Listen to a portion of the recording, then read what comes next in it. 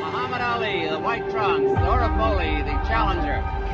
Ali is away from him. The champion has plenty himself. There's no question about that.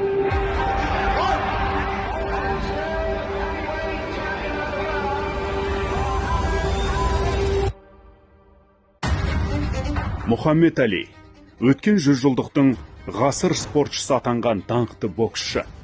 Оны ұстаз тұтқан Майк Тайсон, жұдырығы жойқын былғары қолғап шебері, нокаут королі.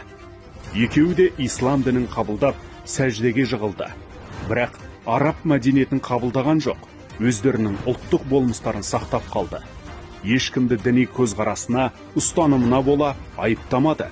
Шынайы мұсылманға тән көркем мінезбен миллиондарға үлгі бола алды.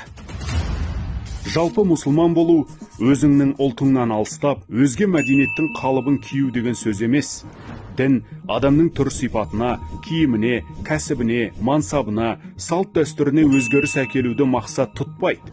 Оның ең басты мақсаты адамды кемелдендіру, рухани тәрбиелеу.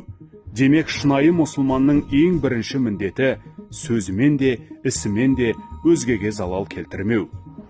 Ғасырлар бойы қалыптасқан рухани құндылықты соңғы жылдары жаһанданудың диірмені теріс бұрмалап әлек. Салдарынан радикалды идеология вирусын жұқтырғандар буквализм балтасын оңды-солды сермеп, ұлтқа шабуылдарын үдетті.